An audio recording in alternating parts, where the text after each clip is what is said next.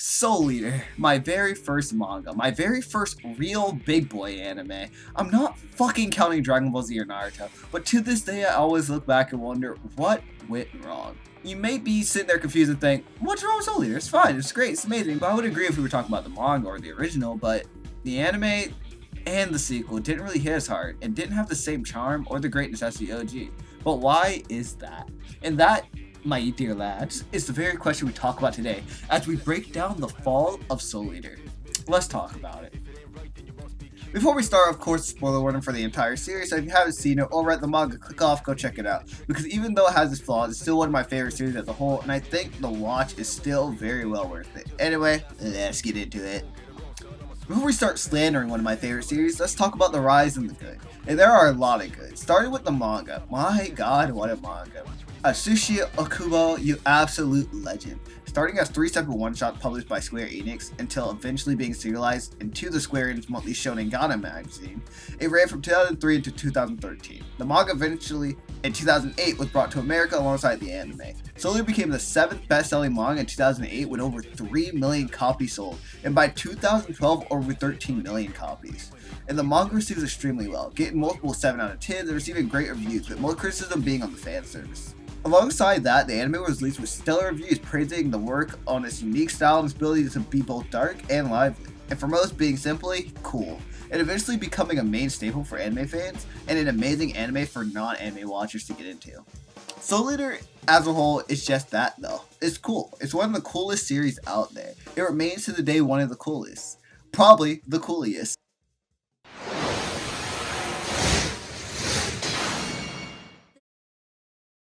Soul Eater, which you probably know if you're still watching the video, is a story following 3 teams of students including a Meister and their weapons. The goal of these teams is to collect 99 evil human souls and 1 witch's soul. And throughout the story, we watch our various teams trying to achieve their goal until shit hits the fan. Hold on to your seats because shit's about to get weird. They go from having to fight their own teacher and some low-level baddies to fighting an evil snake witch bitch, her demon-possessed weapon daughter, son, whichever at this point, it doesn't really matter, an evil priest and its gang of misfits, a spider bitch terrorist organization, and the monstrous embodiment of literal madness itself. Yeah, I don't even fucking know at this point. But with all this madness, it still leaves room for the characters to grow and develop and become better variations of themselves. We see Maka and Soul work together to grow and become closer as a team. We see Tsubaki come to terms with her brother and Blackstar, overcoming his clan's past and showcasing that he can be the best and the strongest in the world, and maturing alongside the way. And we see Kid better understanding the world as a whole and having to take the mantle of Shinigami after his father passes. And the manga by far showcases all of this the best, having by far the best pacing and the best versions of our characters. And the manga, it stays, in my opinion, the best version of Soul Eater to take in. And with all the praise, you may be wondering, what went wrong? Well, let's get into where, in my opinion, Soul Eater's fall began to happen.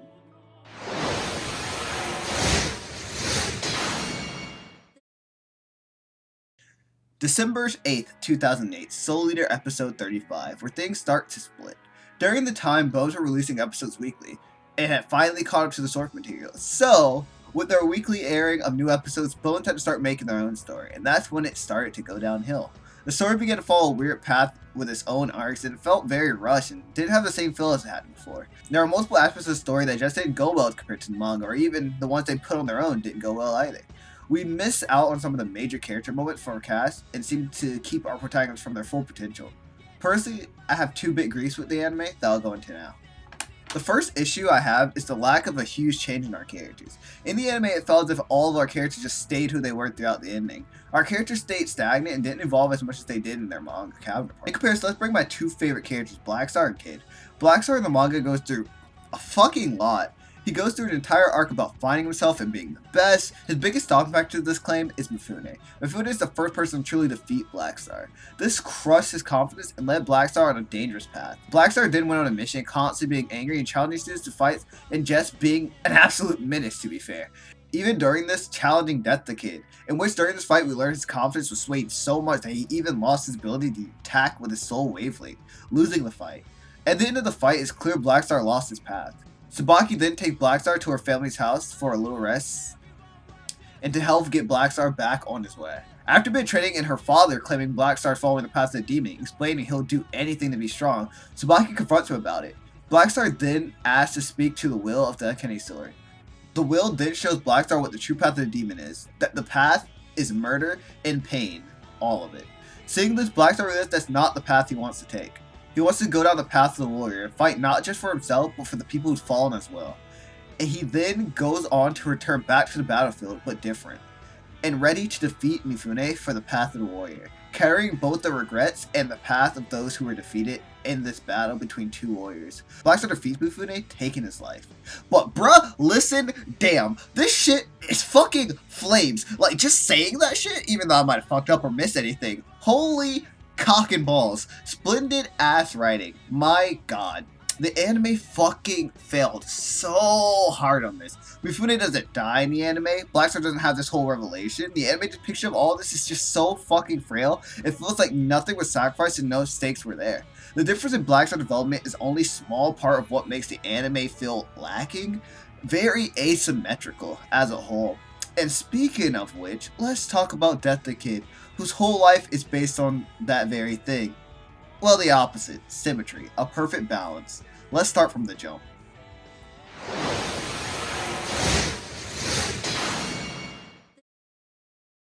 So if you don't know who Death the Kid is, who I'm gonna call Kid from now on because I'm sick of fucking typing this goddamn name over and over again, is the son of, well, Death, the Shinigami. Born with the soul of a Shinigami and raised to follow suit, he starts off the series being at the top of the school in terms of ability and intellect, with his only fatal flaw being his obsession with symmetry. This symmetry not just being visual, but in his moral. He believes in a perfect balance of good and evil. He wishes to create the perfect world once he becomes a Shinigami and have perfect order. Kid has this strong moral standing until it's challenged during the manga only arc called the Salvage arc, or what I like to call the Book of Ivan arc. During this time in the book, Kid gets consumed by this black mass of darkness, in which he comes to the realization that this is true balance, nothingness. He then thinks that to create perfect balance, everything must be destroyed, and that absolute nothingness is what true balance is. A figure named the Great Old One of Power asks him if he's ready to try out his newfound power, and Kid says yes. After this, Black Star is brought into this void. Black Star and Kid have a physical and moral battle, and in the end, Black Star is able to snap Kid back to his senses by telling Kid that he's taken the easy way to balance, because balance in the world is too hard, and that using insanity for power isn't true power, and that's just a joke. The Black Mass during this is trying to get the kids to answer what the purpose of having power really is, and they end up coming to the conclusion that people with power's job is to create order, and that those with that power make the standard for justice. And after hearing the boys out, the Black Mass agrees to help them escape the book. This whole arc for Kid is what makes me really love the dynamic between these two characters and the rest of the cast. Kid, who's always been strong on his morals, had his whole views flipped, but through the help of his friends, he was brought back. That writing and the characterization is just wonderful, and it's what truly makes the manga comparison so much better than the anime. Speaking of which, what did the anime do wrong, you may ask? Well, none of that's there. This entire arc is missing. In anime, Kid doesn't really get an arc. His trust on his father is swayed here and there, but as a whole, Kid remains the same and doesn't really grow or mature as much as he did. It feels like the writers of the anime didn't know what to do with Kid as a whole, and they didn't give him his big character moment that really changed or defined him. Stuff like that really leaves the overall story feeling bland. If it was just those two characters that got butchered, it would be fine, but as a whole, it feels like everyone in the anime version got shafted with a big moment that would, get you connect to the character on a deeper level. And it, in the end, made the story feel flat. Speaking of flat, Soul says I noticed you snuck back onto my damn ship. You cover this for me and talk about the tragedy that is the ending of Soul Eater.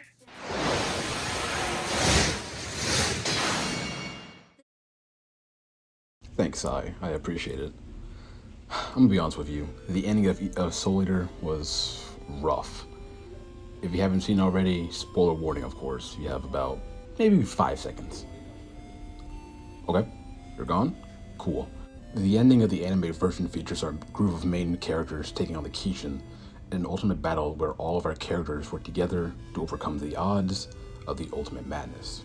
In this ending, we see Kid connect his lines of Sanzu, we see Black Star do his, normal Black Star things, and we even see Manga become the Scythe. And none of it really feels important. And don't even get me started on how the Kishin is killed off.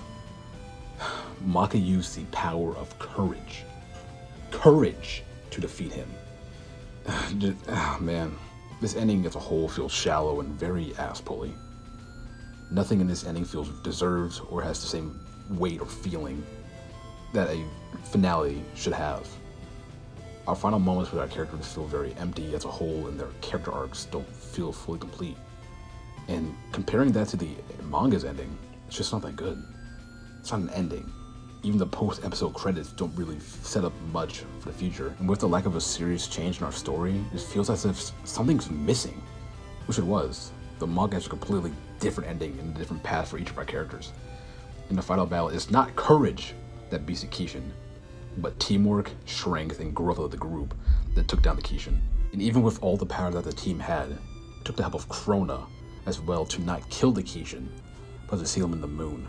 After defeating the Kishin, many things changed. Since Death passed away, Kid became the new Shinigami of the world and must take up the mantle of his father.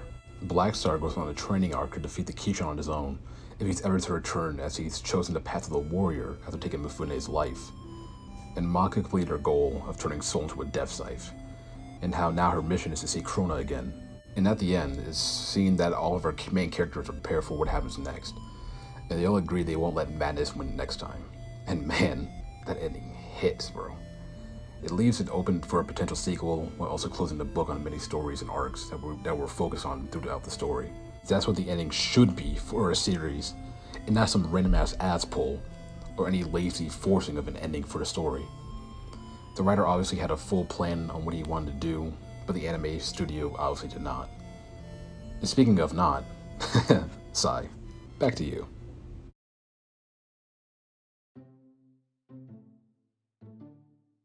Soul Eater not. Man.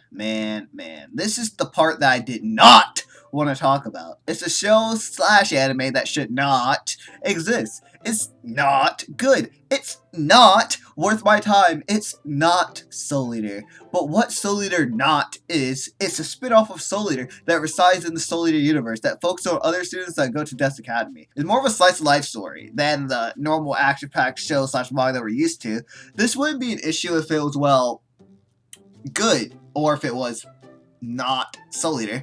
But cutting off the tails of Soul Eater and its good characters and having that piss poor ending of the anime, it just feels wrong. I gave Soul Eater not a chance. I was hoping it wasn't as bad as I thought at first, but I just could not enjoy it. I will say the comedy is pretty decent for this show. It feels like Soul Eater humor, but overall it doesn't hit the same.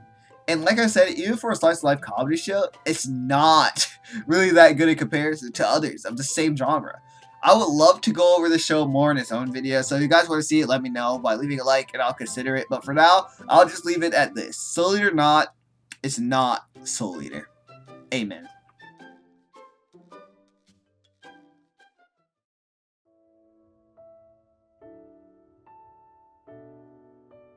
As a whole, I love Soul Eater.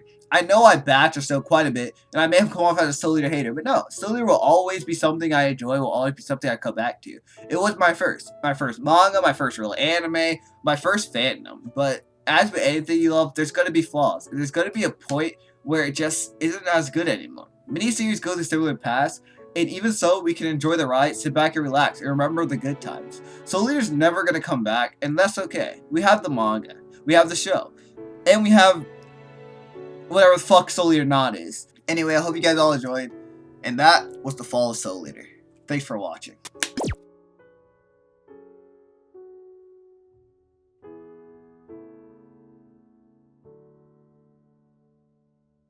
What's up, guys? I hope you guys enjoyed the video. This video was a lot to write, and it was a trip down memory lane.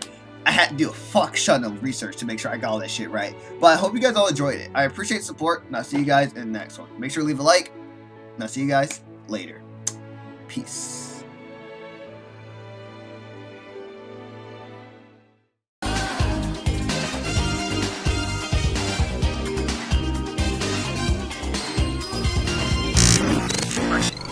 You can't do anything outside the cause. Not really. That's why we watch the same movies.